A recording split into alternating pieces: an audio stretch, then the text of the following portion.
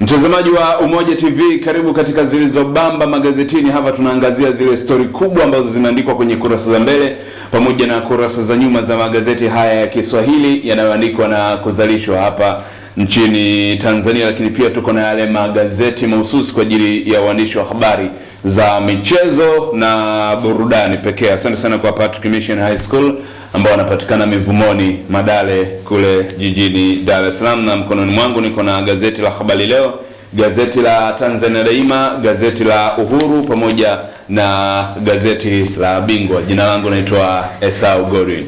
Naam, asante sana Esau. Mimi naitwa Edina Lamek na mkononi mwangu niko na gazeti la Mwananchi, niko na gazeti la Nipashe, lakini pia niko na gazeti la Mtanzania, bila kulisahau gazeti la Mwana Sport. Tuwe pamoja katika asubuhi hii tukuletee Zilizobamba magazetini. Bwana, kwanza ongea, umependeza sana. Sio leo.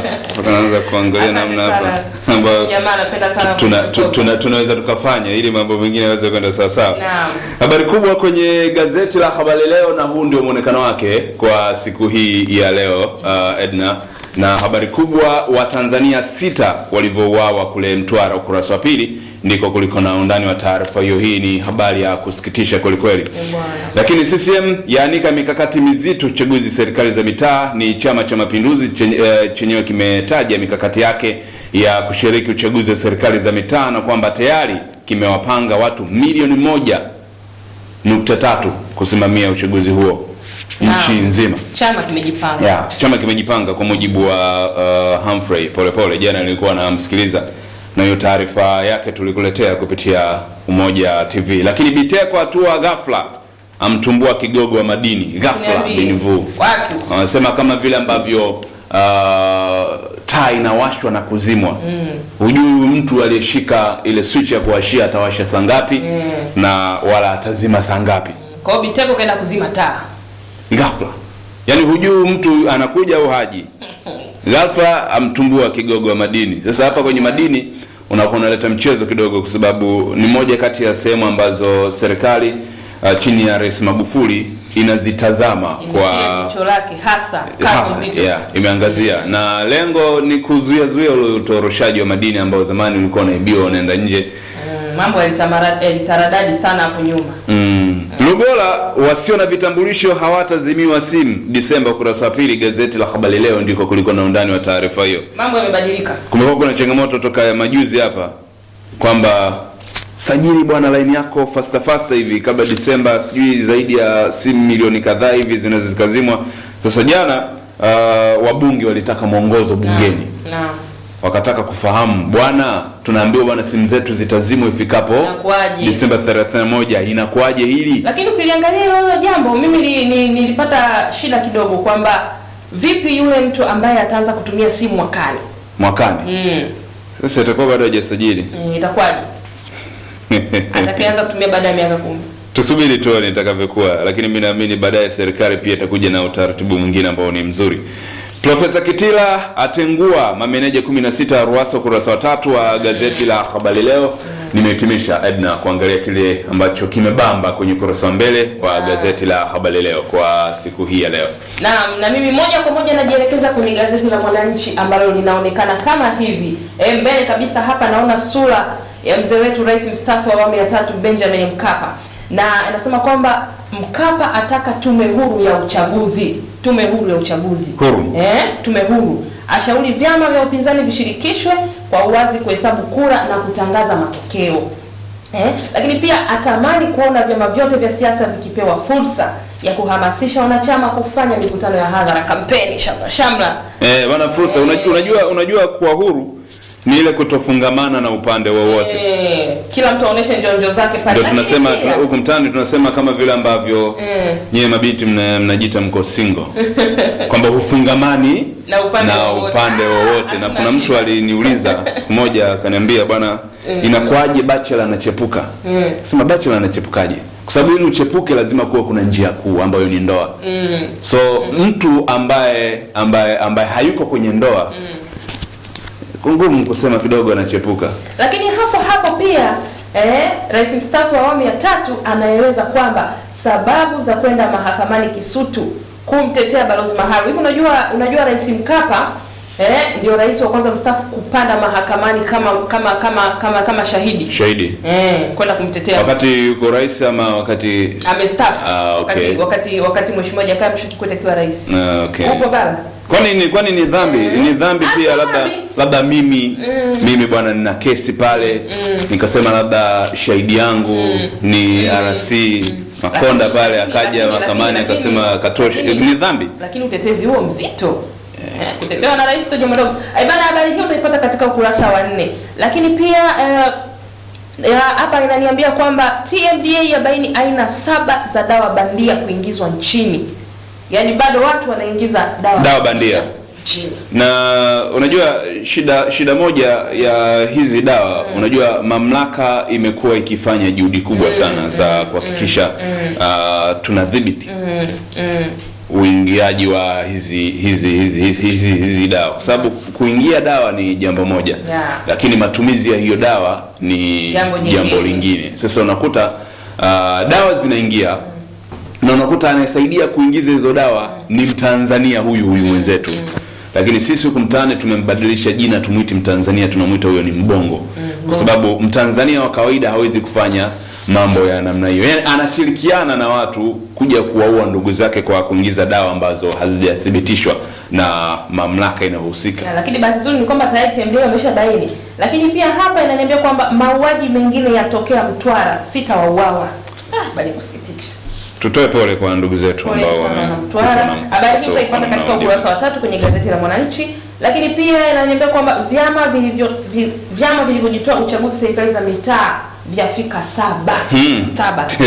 Vyama vya upinzani. Kwanza kajitoa, akaja wa pili kajitoa, akaja wa tatu kajitoa, akaja wa 5, wa 6 mpaka wa 7 umesema. Ukurasa wa 2. Jana ndo chama cha Bwana Humphrey na kusema wana wao hawachukui uchaguzi kama kombolela, mchezo wa kombolela. Wao wanajidhatiti uchaguzi tu. Na akaahidi ushindi wao utakuwa mfano wa upepo wa kisulisuli. Naam. Mambo hayo. Sawa. Gazeti la Tanzania Daima, na huu ndio muonekano wake kwa siku hii ya leo. Habari kubwa, Mkapa ibua dai la katiba mpya. Wasomi wataka rais aondolewe kinga ashtakiwe, na ukurasa wa 4 ndiko kuliko na undani wa taarifa hiyo, na kuna nukuu hapa kuna baadhi ya watu hapa ambao wameainishwa ni Hashim Rungwe, mwenyekiti wa Chauma, Dr. Lugemeleza Nshala, huyu ni rais wa TLS, lakini Dr. Helen Kijobi Simba, huyu ni mkurugenzi mstaafu wa LHRC. Taarifa nyingine, mashehe wa msho waombewa msamaha, ukurasa wa 5. Lugola, hakuna laini ya simu kuzimwa. Ukurasa wa 3 ndiko kuliko na undani wa taarifa hiyo. Hii taarifa tumeisema kidogo hapo nyuma, lakini ukurasa wa 2, chama cha NLD wamtaka Jafo ajiuzuru. Siasa hizo. Siasa tena, taarifa nyingine inahusu masuala ya siasa ipo kurasa huo wa 2 wa gazeti la Tanzania Daima. Mifuko mbadala milioni 2 yateketezwa, lakini wapinzani wa Stars waamuzi watua Dar es Salaam. Kurasa 20 ndiko kuliko na undani wa taarifa hiyo, na tayari mapro wa timu ya taifa ya Tanzania, Msuva, Samata na wengine wengi tayari wamesha ingia nchini Tanzania kwa ajili ya mchezo huu ambao Watanzania wote tunapaswa twende tukaisupport timu yetu pale taifa. Na moja kwa moja mimi hapa mezani kwangu nina gazeti la Nipashe, na muonekano wake ndio kama huu unavyoona hapo mbele. Nikupitishe kidogo. Nasema kwamba kila kona Mkapa, wabunge, wanaharakati wasema kitabu chake kimetoa mwongozo. Kimetoa mwongozo wa kitaifa. Zito amsifu kuanika ukweli. Ukitaka undani wa habari hii endelea ukurasa wa 2. Kwa hiyo mwongozo wa kitabu cha Mheshimiwa Mkapa ni tofauti na ule mwongozo wa bungeni. Lakini pia hapa kwenye habari picha namuona Kangi Lugola. Habari inasema kwamba Lugola asema hakuna Mtanzania atakayefungiwa line ya simu Desemba 31. Upo? Lugola amesisitiza na kila kona anamuona anatokea. Lakini pia katika gazeti hili la Nipashe naona sura za wanasiasa kadhaa, wanaharakati wamejitokeza hapa. Namuona Januari Makamba kwenye habari hii ya kuhusu kitabu cha Mkapa. Okay. Januari anasema kwamba amekuwa mkweli.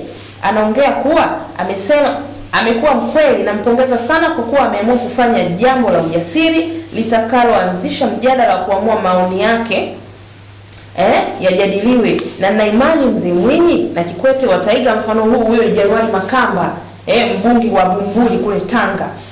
Lakini pia namuona James Mbatia hapa katika habari picha na maelezo yake, anasema kwamba Mkapa ameonyesha hisia kwamba nafsi yake inamsuta na uamuzi aliyowahi kuchukua akiwa madarakani, na mpongeza kwa unyenyekevu wake na matendo yake mema aliyoyafanya. Amekuwa na sauti huru akiwa hai na akiwa hayupo duniani. Hiyo ni James Mbatia. Lakini pia nampongeza Mkapa, amelitendea haki taifa, uongozi wa juu ulioshika uzoefu mkubwa aliotengeneza. Hivyo kupitia kitabu hiki kinachoelezea mema na mabaya aliyoyafanya, itasaidia kupunguza makosa ambayo yalifanywa na viongozi wanaokuja. Huyu ni Anna Henga. Lakini pia anasema kwamba Mkapa anaeleza makosa aliyowahi kuyafanya na majuto yake. Hivyo ni funzo kwa jamii na kwa watu kukosea, wajifunze kutorudia makosa. Huyu ni Dr. Rugemela Nshala, huyu ni Rais Mkapa. Huko kwetu mtaani tunasema mwanaume wa kweli ni yule ambaye kuna wakati ana uwezo wa kukiri kwamba hapa kweli nilifanya makosa, bila kujali yeye ni nani na ana nafasi gani kwenye jamii. Naam. Kumekuwa kuna changamoto kidogo hapa, kwa sababu moja kati ya shida kubwa sana ambazo wanaume tulikuwa nazo ni sisi tunasema kutokujicholesha. Yaani eti mwanaume mzima unaenda unakaa pale unapanga foleni pale, unaenda kupima HIV. Lakini shida nyingine pia ambayo wanaume tumekuwa tukisema ni kwamba kumekuwa wakati mwingine hakuna usiri.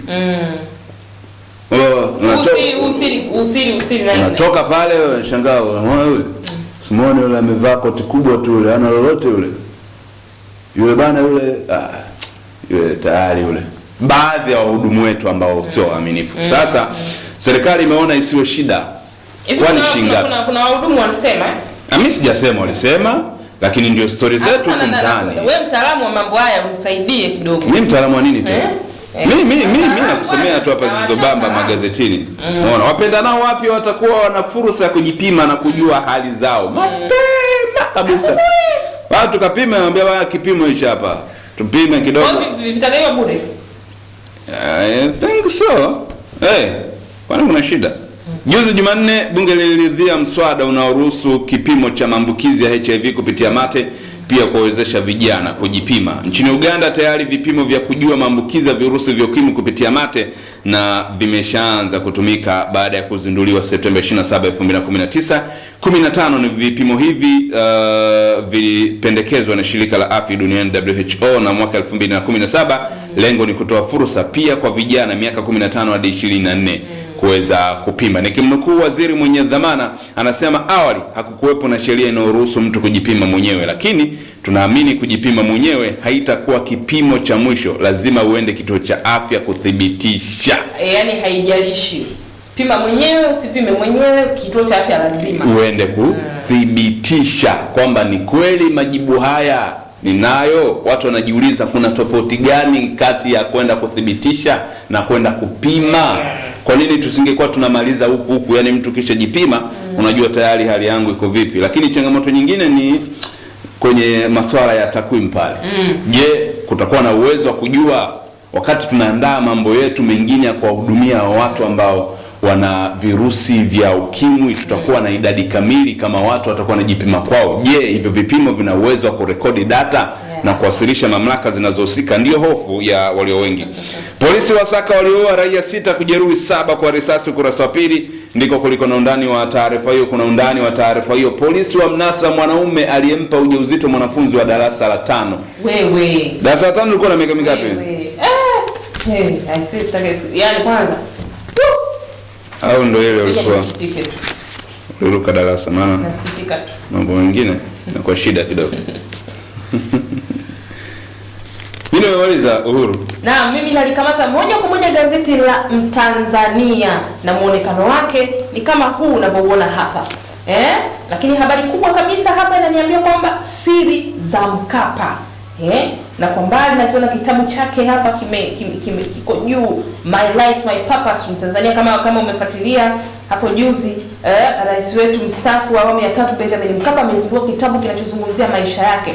Lakini hapa kwa dondoo tu, yani yaliyomo ndani ya kitabu hiki, anasema kwamba Mkapa alitoroka Nigeria. Mkapa alitoroka ubalozini Nigeria kurudi kushuhudia kuungana kwa TANU na ASP. Nyerere akamteua kuwa waziri wa mambo ya nje. Lakini pia naelewa kwamba Nyerere Mkapa alimwandikia Nyerere kimemo kujulisha nia yake ya kugombea urais, akamweka njia panda na akamweka njia panda, jina la Dr. Salim likatajwa.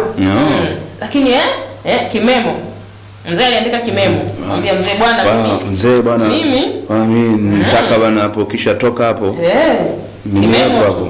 Lakini pia nasema kwamba katika kuteua baraza lake la mawaziri, Nyerere alimtaka kuzingatia swala la dini, makabila, na baadaye akamshangaa kwa kumwacha Male Sela. Mzee alishangaa bwana. Lakini pia alifichua kikao cha Mwinyi kilivyojadili serikali tatu, akatumwa kumpelekea ujumbe Nyerere, akawa mkali na kutaka kuita vyombo vya habari.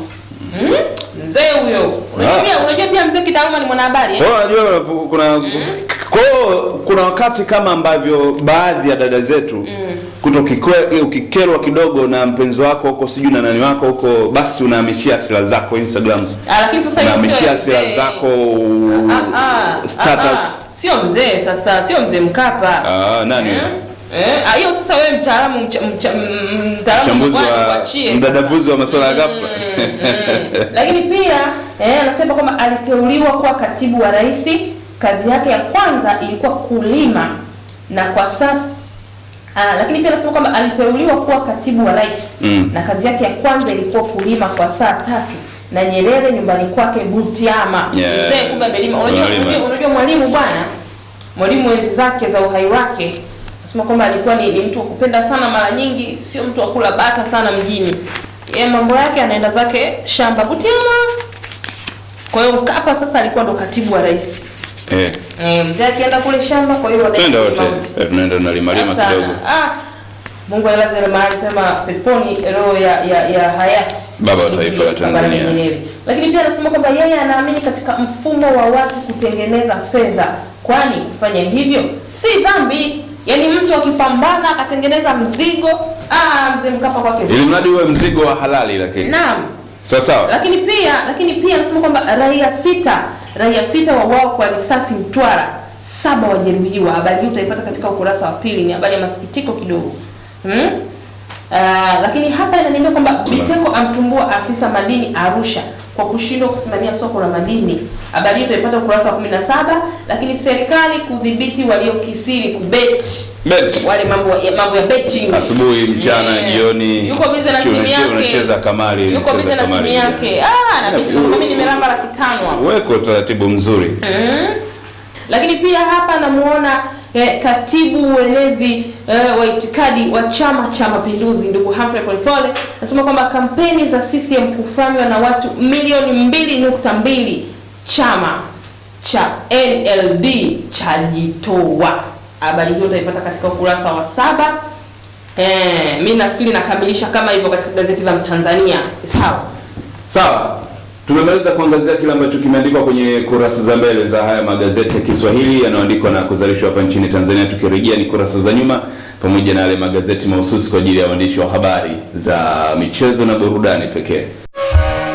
Hii ndiyo Patrick Mission High School iliyoongoza masomo ya sanaa na lugha na kutoa mwanafunzi aliyeongoza kitaifa matokeo ya kidato cha 6. Ni shule pekee mkoa wa Dar es Salaam iliyotoa wasichana 2 kwenye 10 bora masomo ya sanaa na lugha kitaifa. Sasa ni miongoni mwa shule 4 tu kutoka Dar es Salaam zilizoingia 20 bora kitaifa matokeo ya kidato cha 6 mwaka 2019. Kwa kufaulisha wanafunzi wote, inatangaza nafasi za kujiunga na kidato cha kwanza mwaka 2020 kwa shule zake za Patrick Mission High School iliyoko Mivumoni Madale na Jordan Secondary School iliyoko Kunduchi Mtongani Dar es Salaam. Tumetoa mtoto wa kwanza kitaifa bora, lakini ambao tumetoa watoto 2 katika masomo ya sanaa kwa upande wa wasichana. Tanzania inisubiri na dunia kwa ujumla.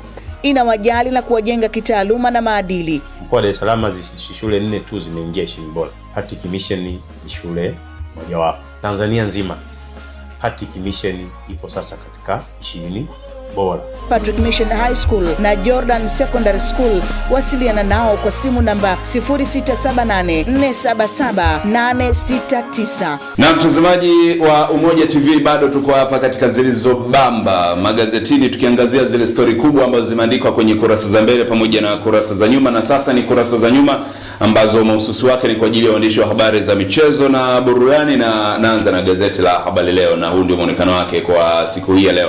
Taarifa kubwa, Stars wagombea namba. Habari imepewa nafasi ya pekee kabisa, lakini Real kuvunja beki kumsajili Mbappe, ukurasa wa 22 ndiko kuliko ndani wa taarifa hiyo. Ausems akiri ligi kuu ngumu, ukurasa wa 23, lakini Sekafa mambo ya zidi kuiva, limemaliza kuandika gazeti la Habari Leo ukurasa wake wa nyuma. Na mimi nikilikamata gazeti la Mwananchi katika ukurasa wake wa nyuma, muonekano wake ni kama huu hapa. Lakini pia habari kubwa inasema kwamba ushindi Taifa Stars uko hapa. Samata Msuva kuibeba Stars kwa Guinea. Tetu Samata Msuva kuibeba Stars kwa Guinea. Macho ya Watanzania yatakuwa katika safu ya ushambuliaji inayoongozwa na Mbwana Samata wakati Taifa Stars itakapocheza mechi ya kufuzu kombe la mataifa ya Afrika dhidi ya Guinea ya Ikweta itakayochezwa kwenye uwanja wa Taifa hapo kesho. Hii ndio habari kubwa katika gazeti la Mwananchi. Sawa. Gazeti la Tanzania Daima, sauti ya watu michezo, na huu ndio muonekano wake kwa siku hii ya leo mtazamaji, na taarifa kubwa, joto la usajili la tesa wa Brazil Simba Sports Club, ukurasa wa 9 ndiko kuliko na mwendelezo wa taarifa hiyo. Wamejileta wapinzani wa Stars, waamuzi watu wa Dar es Salaam, ukurasa wa 19 pia ndiko kuliko na undani au mwendelezo wa taarifa hiyo. Mrithi wa Mayanja bado, ukurasa 19 pia wa gazeti la Tanzania Daima ndiko kuliko na undani wa taarifa, lakini wakudata kama kawaida yake hapa. Anaambiwa ukiwa mji huu usitupe chochote. Anasema kwa nini? Ukitupa utakamatwa. Anasema mbona nilitupa 10,000 wakaokota? Hali mambo ya wakudata kwenye gazeti la Tanzania Daima ukurasa wa nyuma. Na mimi moja kwa moja nalishika gazeti la Nipashe ukurasa wa nyuma michezo, na habari kubwa hapa naona bado Taifa Stars ikiendelea kutaradadi. Lakini yasema kwamba Salah kuikosa Kenya leo kufuzu AFCON. Ndairagije Samata waishtukia Equatorial Guinea. Wasema kwamba Taifa Stars kukimbiza mwanzo mwisho ili kuweza kuibuka na ushindi. Habari hiyo utaipata katika ukurasa wa ukurasa ngapi? Ndio ukurasa wa nyuma hapo imeandikwa. Nataka andiko ndani. Sasa ni Uhuru michezo, mtazamaji wa Umoja TV katika Zilizobamba magazetini. Habari kubwa, Kasaja tabiri ushindi Stars, lakini 2-1 ni ushindi iliyopata timu ya Taifa Stars dhidi ya Sudan ugenini. Salah aondolewa timu ya Taifa, ukurasa 22. 100 kushiriki michuano ya gofu, ukurasa 21, lakini kina Kagere Chama matumbo joto, ukurasa 23 ndiko kuliko na undani wa taarifa hiyo. Tumejiandaa na tunaendelea kujiandaa kuingia kazini kesho. Tutaingia tukiwa na sura za kazi, tumejipanga kushinda, nami naamini kutoruhusu bao. Lakini moja kwa moja mimi nalikamata gazeti la Mtanzania ukurasa wa nyuma michezo, na niambia kwamba Simba hakuna kurejea. Lakini pia naambia kwamba beki wa timu ya Taifa Stars Mohamed Hussein Ishabalala akiwa na wanafunzi wa shule ya kimataifa ya Laurent jijini Dar es Salaam wakati wa wachezaji wa timu hiyo walipojumuika na wanafunzi hao katika shughuli za kijamii. Kama unavyoona picha yake iko namna hii. Lakini pia katika kibonzo hapa inaniambia kwamba I say kumbe mkeo huwa anachepuka. Akasema anachepuka. Akashangaa. Akasema ndio, jana jioni nimemwona mitaa ya Sinza na dereva bodaboda. Sinza hapa? Sinza hapo. Akasema waliopona, akasema walipoiona foleni ndefu ikabidi yule bodaboda atumie akili ya kuchepuka ili amwonyeshe mkeo nyumbani. Jamaa akamwambia wewe naye ovyo. Hapo juu. Mtazamaji, nitimishe mwangu, niko na gazeti la Bingwa na ndio muonekano wake kwa siku hii ya leo. Msawa mchepuko na njia kuu, mwenyewe nitaka nijue msawa ombea ni kitu gani ambacho kinaendelea hapo. Habari kubwa kwenye gazeti la Bingwa kurasa wa mbele, Dr. Msola ajitosa usajili, ajifungia na video za striker wenye uchungu wa mabao Mwakalebela meno nje. Mtu akiwa meno nje anangoja. Haidi kwa sajili kwa gharama yoyote ile. Kurasa pili ndiko kuliko na undani wa taarifa hiyo, lakini kocha Ausems ajificha Masaki ukurasa wa pili. Sio anaogopa nini? Coastal Union kuondoka na vifaa Yanga kurasa wa pili, lakini Samata Stars tupo tayari kwa vita. Kule kwetu wanasema vita ni vita mura. Lakini moja kwa moja alikamata gazeti la Mwana Sport na muonekano wake ni kama huu hapa. Na muona mtazamaji anasema kwamba kisa Yanga, Boko aifumua Simba FC Club, mabosi wa haha Brazili majanga. Nasema kwamba kumekucha Yanga, sindano 5 za bosi mpya. Akizubaa tu inakula kwake. Habari hiyo tutapata kurasa wa 8, lakini namuona inamuonesha Boniface Mkwasa hapa. Sijui ndo bosi mpya.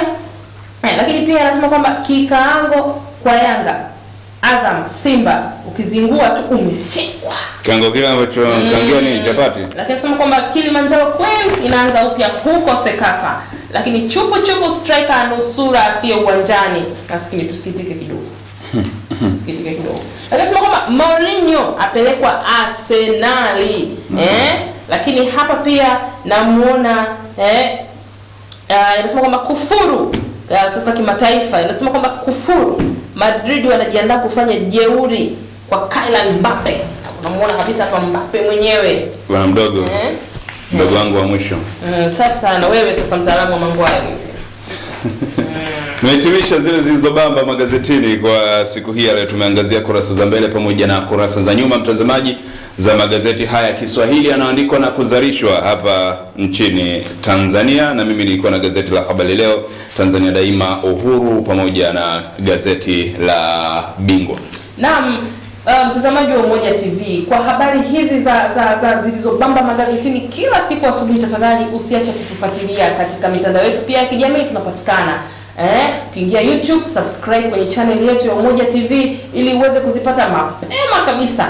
Lakini pia Instagram tunatumia Umoja TV, Twitter pia tunatumia @Umoja TV, tupo pia Facebook. Lakini pia unaweza kutupata kwenye website yetu ambayo ni www.umojatv.org. Mimi naitwa Edna Lamek, nilikuwa na mwenzangu Kigagula hapa Esau Gorin. Tukutakia asubuhi njema.